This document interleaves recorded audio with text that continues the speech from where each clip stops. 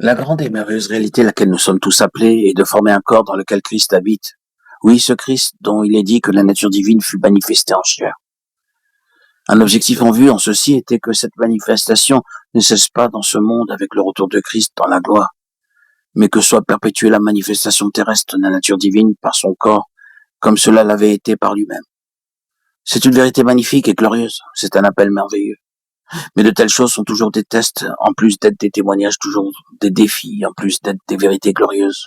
Ce que le Seigneur cherche constamment à faire avec son peuple, et apparemment de plus en plus alors que la fin approche, c'est de confronter son peuple à la nature même de leur appel.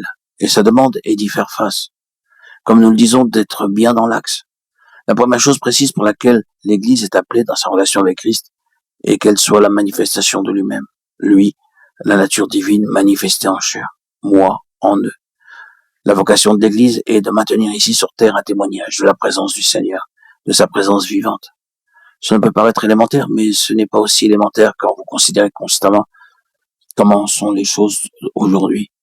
Certains seraient conduits à penser sur la base de ce qui existe aujourd'hui, que le but de l'Église sur la terre est de tenir des réunions religieuses, des belles assemblées, des cours bibliques, des cours du dimanche, de faire toutes sortes d'œuvres bonnes et charitables, de maintenir vivante la religion sur la terre, de bonnes intentions.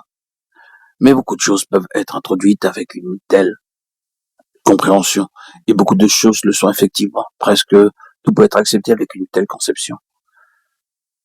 J'ai lu au sujet d'une église aux États-Unis qu'un illustre danseur fut invité à exprimer des sermons par la danse, à exprimer ainsi la vérité du Nouveau Testament devant l'Assemblée. C'est pathétique, tragique et affreux, mais dans un apparat de danseurs, les pieds nus, dansant devant une congrégation, il était censé exprimer par la danse la vérité du Nouveau Testament. Et cela en s'appuyant sur l'écriture qui dit « Dansez devant l'Éternel » en 2 Samuel 6,16. Directement issu du monde théâtral et introduit dans ce qu'on appelle l'Église pour réaliser une telle chose.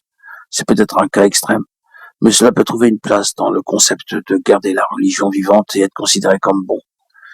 Il s'agit d'une terrible et solennelle déviation de la vérité, et à la lumière d'une telle chose, nous avons besoin de revenir de considérer avec sérieux quel est réellement le but de l'Église.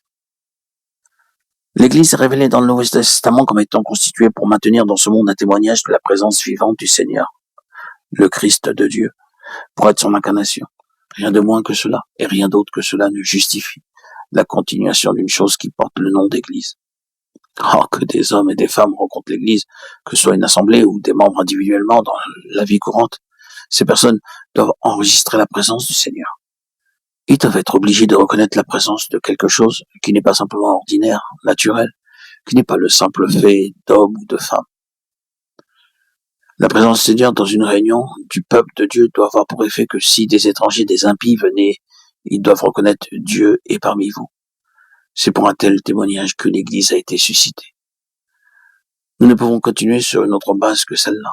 Nous ne sommes pas maintenant en train de nous entretenir de certaines conditions qui doivent prévaloir de façon générale. Non, nous faisons face nous-mêmes à cette question.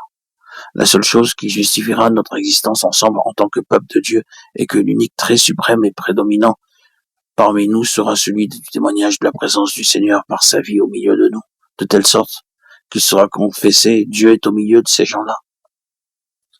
Si nous avons perdu cela, nous avons tout perdu.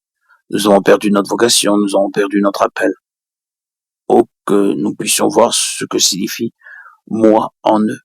Ainsi, nous avons le mystère de la nature divine qui fut manifesté en chair en Christ, perpétué maintenant dans les siens. Ce mystère est grand. Je dis cela par rapport à Christ et à l'Église.